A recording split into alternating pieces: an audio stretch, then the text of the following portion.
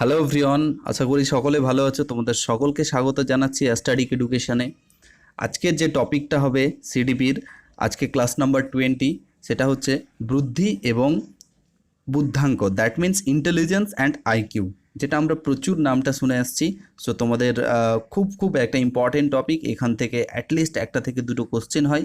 So আজকের দীর্ঘ পুজোর পর প্রথম আজকে সিডিপির ক্লাস, অনেক রিকোয়েস্ট ছিল তোমাদের যে এই ক্লাসগুলো দেয়া হোক। সো আজকে ক্লাসটা নিয়ে এসেছি, আশা করি তোমাদের ভালো লাগবে। তার আগে বলে নিই, আই এম এসকে, অ্যান্ড আশা করি তোমাদের এই ক্লাসগুলো ভালো যদি লাগে তাহলে আগের ক্লাসগুলো অবশ্যই দেখতে পারো, প্লেলিস্টে লিঙ্ক পেয়ে যাবে অথবা ডেসক্রিপশন বক্সে লিঙ্ক পেয়ে যাবে।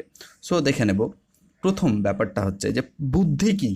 যদি এখন তোমাকে জিজ্ঞেস করি, যদি তুমি নিজে ফিল করো যে বুদ্ধি জিনিসটা কি, তাহলে দেখবে অনেক ধরনের আনসার খুঁজে আসবে।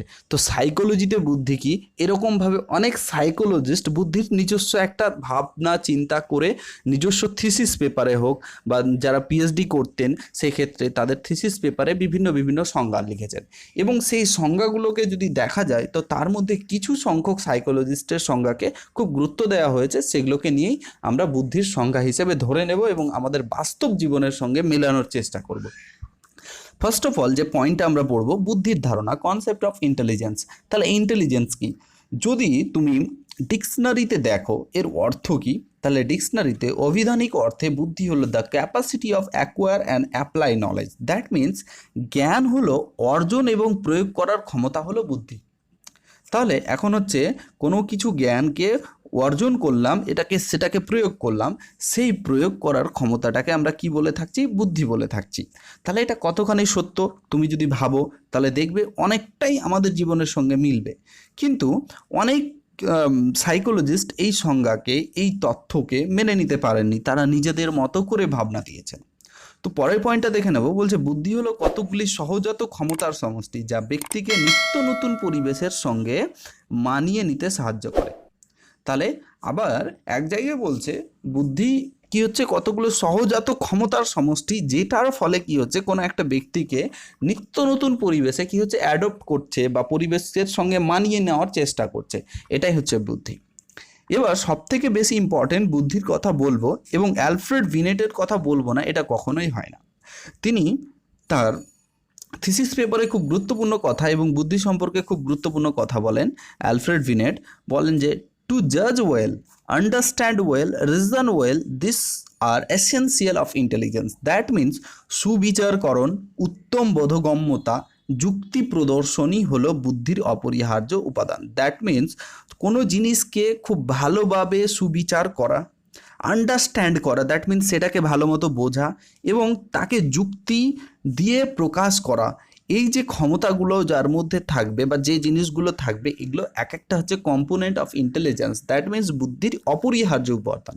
তাহলে বুদ্ধির মধ্যে এই তিনটে উপাদান থাকা উচিত, কি, টু টু জাজ well, understand well, reason well.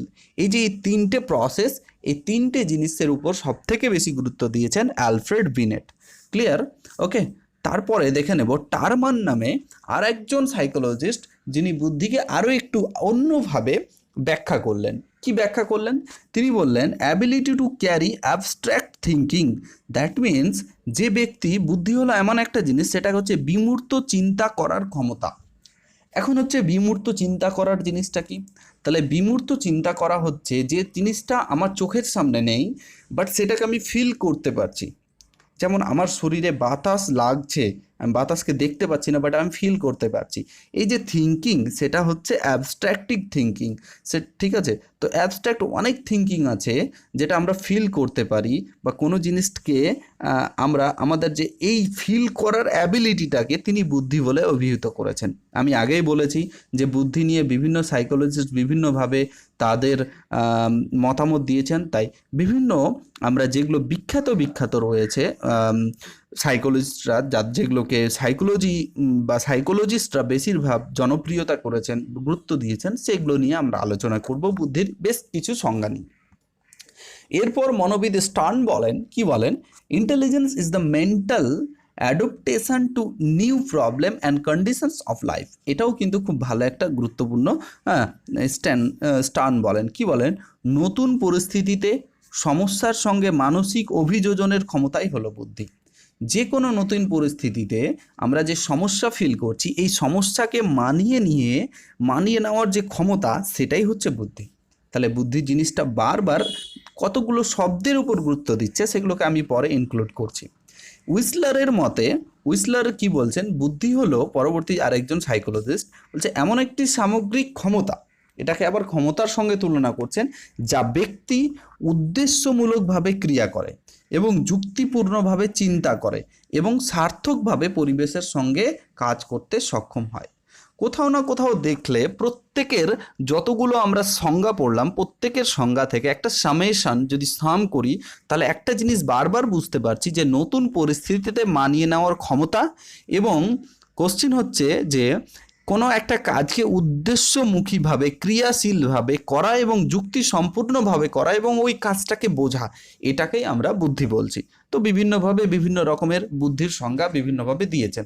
তো আমরা বেসিক্যালি যে ফাংশনটা আমি পড়ার চেষ্টা করছি এই স্লাইডের মাধ্যমে, সেটা হচ্ছে যে বুদ্ধিটা কি, you can understand. I think যে বিষয়টাকে নিয়ে আন্ডারস্ট্যান্ড করাতে চাইছি যে বুদ্ধিটা কি জিনিস, তাহলে বুদ্ধিটা এটাই জিনিস যে সেটা যে ব্যক্তির কথা বলা হচ্ছে, যার বুদ্ধির কথা বলা হচ্ছে, সে আন্ডারস্ট্যান্ড করতে পারে, ভালো জাজ করতে পারে, অ্যান্ড কি সেই পরিবেশে নিজেকে মানিয়ে নিতে পারে, যে কোনো নতুন পরিবেশে। এবার চলে আসি ইন্টেলিজেন্স, ইংলিশ ওয়ার্ডও বলি, এবং ইন্টেলিজেন্স শব্দটার কোথা থেকে এসছে, ইন্টেলিজেন্টিয়া এই শব্দটা থেকে এসছে, ওকে, বা লিজেরা, এই দুটো শব্দ অনেক ক্ষেত্রে অনেক বইয়ে দেখতে পাবে। আমি কিন্তু বিভিন্ন বই স্টাডি করার ফলে এই নোটসটা বানিয়েছি। হ্যাঁ, তাহলে এইটা থেকে ইন্টেলিজেন্স শব্দটা এসছে। এর মানে কি? এর মানে হচ্ছে হুইচ মিনস টু আন্ডারস্ট্যান্ড করা, বোঝা, কোনো জিনিসকে বোঝাটাই বুদ্ধি। ক্লিয়ার? সো আমি তোমাদেরকে আর একটা ইনফরমেশান দিয়ে থাকি, এই যে আমার নোটসগুলো উইদাউট ফ্রিতে যদি তুমি পেতে চাও, তাহলে আমাদের টেলিগ্রাম গ্রুপে জয়েন করবে। টেলিগ্রাম গ্রুপের লিঙ্ক ফার্স্ট কমেন্টে পেয়ে যাবে, পিন করে দেবো, এবং ডেসক্রিপশন বক্সে তো পেয়েই যাবে। ওকে, দেখে নেব পরের টপিক। তাহলে এই যে বুদ্ধির সংজ্ঞা আমরা জানলাম, তাহলে বুদ্ধির কিছু ক্যারেক্টারিস্টিক জানবো, বুদ্ধির বৈশিষ্ট্য জানবো। তাহলে বুদ্ধি হচ্ছে কি, প্রথম যে ক্যারেক্টারিস্টিক, যে সমস্ত সাইকোলজিস্টরা এই তথ্যের উপর উপনীত হয়ে তার বুদ্ধির কতগুলো বৈশিষ্ট্য দিলেন, এই বৈশিষ্ট্যগুলোকে আমি সুন্দর করে বোঝানোর চেষ্টা করেছি এই স্লাইডে। দেখো, বুদ্ধি হলো কি একটা মানসিক প্রক্রিয়া। তারা বললেন বুদ্ধি কি মানসিক প্রক্রিয়া। তাহলে কোশ্চেন এখন দেবে তোমাকে, কীরকম করে কোশ্চেন দেবে স্যার? তাহলে বলবে বুদ্ধি কি মানসিক প্রক্রিয়া, মানসিক দক্ষতা, মানসিক ইত্যাদি ইত্যাদি, চারটা অপশান দিয়ে দেবে। তাহলে প্রথম পয়েন্টটা থেকেই তুমি কিন্তু এমসিকিউজ করতে পারবে। তাহলে বুদ্ধি হয়ে গেল কি একটা মানসিক ক্ষমতা। মানসিক কি বললাম? ক্ষমতা, সরি আমি প্রক্রিয়া এতক্ষণ বলছিলাম, ক্ষমতা। এটি একটি সহজাত ক্ষমতা, তবে একে কার্যকরী করতে অনুশীলনের প্রয়োজন। দেখো, এটা একটা অবশ্যই সহজাত প্রক্রিয়া, কিন্তু একে যদি কার্যকর করি তাহলে অবশ্যই অনুশীলনের প্রয়োজন। সেই অর্থে বুদ্ধি আবার অর্জিতও হয়ে যায়, অনেক ক্ষেত্রে বুদ্ধি আবার কি হয়ে যায়, অর্জিতও হয়ে যায়। প্রত্যেকটা পয়েন্টসকে আমরা বোঝার চেষ্টা করব। আশা করি সেকেন্ড পয়েন্টটাও ক্লিয়ার হয়েছে। দেখো, লিঙ্গ ভেদে বুদ্ধির বিশেষ কোনো পার্থক্য থাকে না, মানে এ পুরুষ এ মহিলা, তাহলে এক্ষেত্রে পুরুষদের বুদ্ধি বেশি, মহিলাদের বুদ্ধি কম, বা মহিলাদের বুদ্ধি বেশি পুরুষদের কম, এটার কোনো পার্থক্য থাকে না। তাহলে এই সমস্ত পয়েন্ট থেকে কিন্তু অনেক কোশ্চেন হয়, ঠিক আছে, আমরা এমসিকিউজ করব তখন কিন্তু বোঝাবো। তাহলে পুরুষ ও মহিলার মধ্যে বুদ্ধির কোনো পার্থক্য থাকে না। এবার চলে আসি, বৃদ্ধির বিভিন্ন স্তরে বুদ্ধির বিকাশের হার ভিন্ন ভিন্ন হয়। অবভিয়াসলি এটা আমরা ফিল করতে পারি। আমরা যখন ছোট ছিলাম তখন আমাদের মাথা বা আমরা কিভাবে ভাবতাম, হ্যাঁ, যখন 0 থেকে 2 বা 2 to 6 বা 6 to 11 এই ইয়ারে, আর যখন বয়সন্ধিকালে গেলাম, প্রাপ্য বয়স্ককালে গেলাম, তখন আমরা কিভাবে ভাবি। তাহলে এই যে আমাদের বৃদ্ধি ঘটছে, এই বৃদ্ধির সঙ্গে সঙ্গে বুদ্ধির কিন্তু ভিন্ন ভিন্ন একটা বিকাশ ঘটছে। এবং কি হচ্ছে, এটা বুদ্ধি যার বেশি, আমি বলি না যে বুদ্ধি কার বেশি, জেনারেলি ক্লাসে যদি যাই, যে খুব কম সময়ের মধ্যে কোনো একটা ম্যাথস দিল কোনো একজন টিচার, তাহলে কম সময়ের মধ্যে ম্যাথসটা কিন্তু সলভ করে দেখাচ্ছে, তাহলে তার মানে এইটুকু বুঝি সে ইন্টেলিজেন্স কেন বলি, এই শব্দগুলোর মাধ্যমেই কিন্তু আমরা কনসেপ্টটাকে ক্লিয়ার করব। আজকালকার কোশ্চেন কিন্তু থিওরি বেস হয় না, এটা মনে রেখো, এবং এই জিনিসগুলো কিন্তু তোমার সিটেডেও প্রচুর প্রচুর কাজে দেবে। সো এটা কি করবে, বুদ্ধি কি করে, তোমার দ্রুত সমস্যার সমাধান করে। যে কোনো সমস্যা হতে পারে, এখানে ম্যাথামেটিক্যাল সমস্যা বললাম, রিয়েল লাইফ প্রবলেম হতে পারে, বাস্তব জীবনের অভিজ্ঞতা হতে পারে, সব কিছু।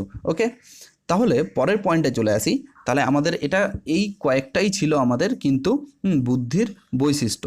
পরের পয়েন্টটা বা পরের স্লাইডটা দেখে নেব, বুদ্ধির কাজ কি, ফাংশনস অফ ইন্টেলিজেন্স। তাহলে এই বুদ্ধির কাজ কি, বুদ্ধি আমাদের কি কি কাজে সহযোগিতা করে। বলছে বুদ্ধি এমন একটি মানসিক প্রক্রিয়া যা আমাদের সাহায্য করে, কিসে কিসে সাহায্য করে। ফার্স্ট অফ অল বলছে অতীত অভিজ্ঞতা থেকে শিক্ষা দিতে। অবশ্যই আমাদের অতীতের অভিজ্ঞতা থেকে সব থেকে বেশি হয়তো শিখতে পারি আমরা। দেখো না আমাদের জীবনে কত ধরনের ভুল করেছি, ঠিক আছে, তাহলে এই ভুল থেকে আমরা যদি শিখি তাহলে এটা আমাদের কি বলবো, সে বুদ্ধিমান। তুমি জানো হ্যাঁ যে ভুল থেকে শেখা এবং কারো ভুল থেকে শেখা দুটোর মধ্যে অনেক তফাৎ আছে। নিজের ভুল থেকে শেখা খুব ভালো, কারো ভুল থেকে শিখলাম সেটা আরও ভালো। চাণক্যের যদি তোমরা নীতি পড়ে থাকো, এবং তোমাদের এই কথাই বলবো, ভুল আবারও করব, কিন্তু সেই ভুলটা না যে ভুলটা একবার করে ফেলেছি। তো জীবনে এই জিনিসটা, এইরকম অ্যাটিটিউড রেখো তোমরা, যে ভুলটা আবারও করব কিন্তু সেই ভুলটা না দ্বিতীয়বার, আগেই যে ভুলটা করে ফেলেছি। তাহলে আমাদের অভিজ্ঞতা থেকে শিখতে হবে। নেক্সট, সংজ্ঞা পড়তে পড়তে এটা বলেছি যে নতুন পরিবেশের সঙ্গে সংহতি বিধান করতে। তুমি এখন চলে যাচ্ছ, সাপোজ ধরো যে নাগাল্যান্ড চলে গেছো, বা আদার্স কোনো একটা জায়গায়, কর্ণাটকে চলে গেছো, সাউথ ইন্ডিয়াতে চলে গেছো, তাদের কালচার, তাদের পরিবেশের সঙ্গে তোমাকে মিশে সংহতি বিধানভাবে থাকতে হবে, নাহলে কিন্তু তুমি খুশি থাকতেই পারবে না। সো তোমাকে নতুন পরিবেশে তাদের সঙ্গে মিশে, তাদের মতো করে মিশে তোমার সংস্কৃতিকে মানিয়ে চলতে হবে। সো এটাই হচ্ছে সংহতি বিধান, এটা বলতে চাইছে।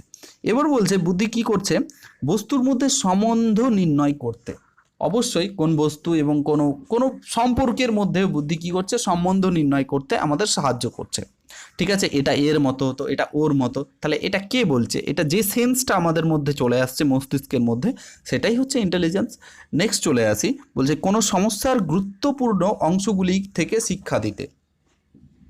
আমাদের জীবনে অনেক সমস্যা আছে, তুমি দেখো তোমার জীবনে, তুমি হয়তো এখন 18 বছর বা 20-22 বছরের মধ্যে রয়েছে, তোমার জীবনটাকে তুমি যদি দেখো, তাহলে যখনই সমস্যা এসছে এই সমস্যাগুলো থেকে কিন্তু অনেক জিনিস তুমি শিখেছো। তাহলে দেখো, তাহলে এটা কার কাজ, এটা ইন্টেলিজেন্সের কাজ, বুদ্ধির কাজ। ওকে, সো এই যে এই কতগুলো কাজ কিন্তু তোমার বুদ্ধির কাজ। আই থিঙ্ক আমি সব থেকে বেশি যেটাতে গুরুত্ব দিচ্ছি সেটা হচ্ছে কনসেপ্টের উপরে। তাহলে কনসেপ্টটাকে ক্লিয়ার করতে হবে। ক্লিয়ার? তো আবারও বলছি, পিডিএফটা পাওয়ার জন্য টেলিগ্রাম গ্রুপে যুক্ত হয়ে যাও। এবার চলে আসি, এই যে বুদ্ধিকে পরিমাপ করব আমরা, বুদ্ধিতে একটা মানুষের কত আছে, কিভাবে আছে, কীরকম এসছে, তাহলে এই বুদ্ধিকে পরিমাপ করা যায়। তাহলে এই বুদ্ধিকে পরিমাপ করতে প্রথমে পৃথিবীর মধ্যে যে ব্যক্তি, যে সাইকোলজি শুরু করেছিলেন, তার নাম হচ্ছে অ্যালফ্রেড বিনেট, যাকে বুদ্ধাঙ্কের জনক বলা হয়। বুদ্ধিকে যে পরিমাপ করি সেটাকে বলা হয় IQ, that means intelligence quotient. IQ এর ফুল ফর্ম কি বললাম, ইন্টেলিজেন্স কোসেন্ট।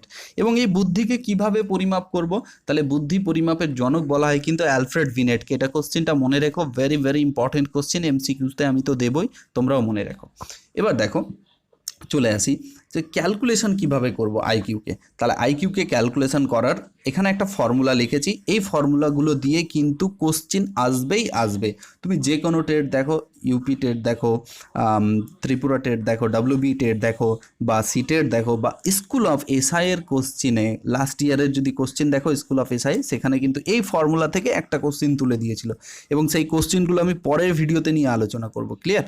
তাহলে চলে আসি, তাহলে এটা কি আছে, বুদ্ধির সংজ্ঞা হচ্ছে, ইন্টেলিজেন্স কোসেন্টের সংজ্ঞা হচ্ছে mental age by chronological age, মানে হচ্ছে গুণিত 100 সমানই হচ্ছে আইকিউ। তাহলে মেন্টাল এজ মানে কি, মেন্টাল এজ মানে হচ্ছে মানসিক বয়স, আর ক্রোনোলজিক্যাল এজ মানে হচ্ছে তোমার রিয়েল বয়স, বা কি বলবো, ধরো যে আমার এখন বয়স হচ্ছে, সাপোজ ধরে নিলাম আমি আমার বয়স 25 বছর, তাহলে ক্রোনোলজিক্যাল এজ হচ্ছে 25 বছর, কিন্তু আমি ভাবছি কার মতো, অ্যাজ এ 30 বছরের মতো লোক করে, বা 35 বছরের লোকের মতো করে ভাবছি, তাহলে মেন্টাল এজ হয়ে যাবে সেটা হচ্ছে 30 বা 35। সেটাকে যদি 100 দ্বারা গুণ করি তাহলে যেটা পাবো সেটাই হচ্ছে আমার আইকিউ। যদি বলা হয় এই পৃথিবীতে সবথেকে বেশি আইকিউ কার, তো সকলে আমরা জানি সবথেকে বেশি আইকিউ ছিল আইনস্টাইনের, ঠিক আছে, গ্রেট সায়েন্টিস্ট, ফিজিক্সে যার বিশাল অবদান, যে ই সমান এমসি স্কোয়ার ফর্মুলাস দিয়েছেন, থিওরি অফ রিলেটিভিটির উপর কাজ করেছেন, না জানি আরও কত কত কাজ করেছেন, তো তাকে সবথেকে বড় সায়েন্টিস্ট ধরা হয়। এবং তিনার সবথেকে বেশি, আই থিঙ্ক 163 না 64 এরকম, আমি কাছাকাছি বলছি, এরকম তিনার আইকিউ ছিল, পরীক্ষা করা হয়েছিল। তাহলে এই ফর্মুলাটা কিন্তু তোমরা অবশ্যই খাতাতে নোট ডাউন করবে।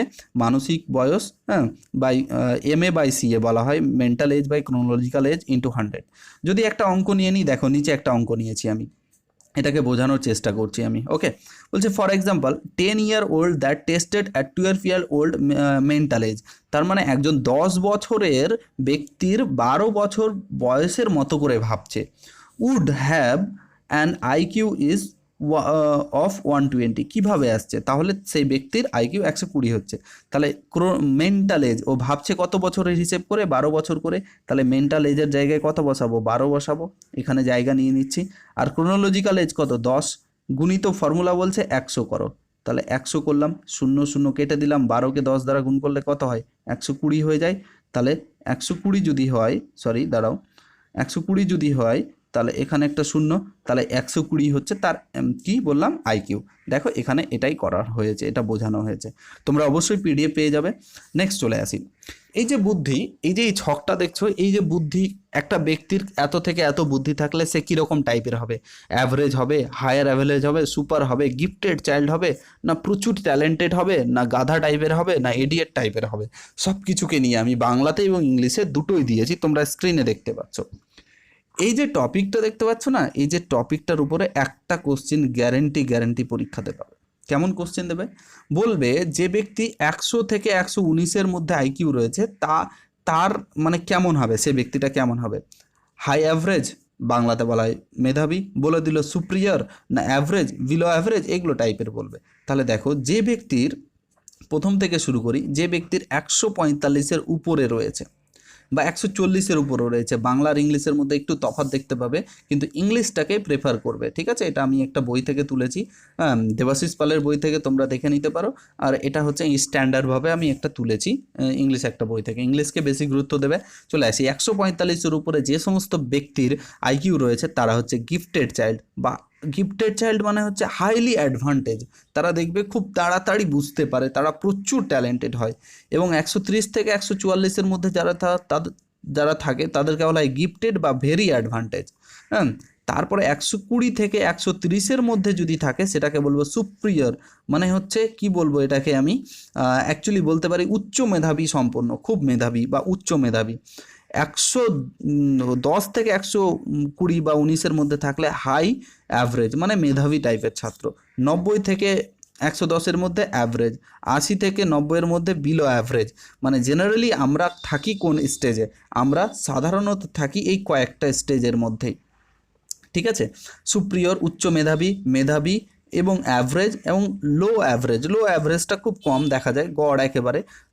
এবার চলে আসি 70 থেকে 80-র মধ্যে, তো border line, impaired or delay, মানে অল্প বুদ্ধিমান সম্পন্ন ব্যক্তি এখানে বোঝালো। ঠিক আছে, এবার তারপর বলছে 55 থেকে 59-এর মধ্যে, তাহলে মিডিল ইম্পেয়ার, মানে এটা খুব অল্প বুদ্ধি, প্রচুর অল্প বুদ্ধি, মানে খুবই অল্প বুদ্ধি। এবং এই যে 70-এর কম যারা রয়েছে তারা হচ্ছে মানসিকভাবে প্রতিবন্ধী, বা 40 থেকে 45 যারা রয়েছে তারা কীরকম টাইপের? মানসিকভাবে প্রতিবন্ধী, পাগল টাইপের, বা বলি না তাদের মাথা ক্র্যাক করে গেছে, সেরকম টাইপের ব্যক্তি। ক্লিয়ার? তাহলে এই তথ্যটাও কিন্তু তোমাদের আমি টেলিগ্রাম গ্রুপে দিয়ে দেবো, তোমরা অবশ্যই দেখে নেবে। ঠিক আছে, এই ছিল বুদ্ধির একটা ধারণা, একটা ক্লাস নিয়ে আমি শুধু কনসেপ্টের ক্লাস নিয়ে আলোচনা করলাম, বুদ্ধি নিয়ে আরও ডিটেলসে আলোচনা করব এরপরের ক্লাসগুলো হবে অবশ্যই আইকিউ নিয়ে, এবং আইকিউ ছাড়াও ক্লাস হবে বুদ্ধির উপরে বিভিন্ন তোমার সাইকোলজিস্টরা যে থিওরিজগুলো দিয়েছে, যেমন 2 ফ্যাক্টর থিওরি, স্পায়ারম্যানের unifactor theory, multi intelligence theory, multiple intelligence theory, এই থিওরিজগুলো নিয়ে আলোচনা করব। এবং তোমাদেরকে বলবো যারা চ্যানেলে নতুন আছো তারা অবশ্যই চ্যানেলটা সাবস্ক্রাইব করবে। প্রাইমারি, আপার প্রাইমারি সিটের যে কোনো পরীক্ষার, যে কোনো টেট পরীক্ষার জন্য এই ক্লাসগুলো হেল্পফুল হবে। আর আগের ভিডিওসগুলো দেখার জন্য ডিসক্রিপশন বক্সে লিঙ্ক দেওয়া আছে, তোমরা দেখে নেবে। Thanks for watching this video.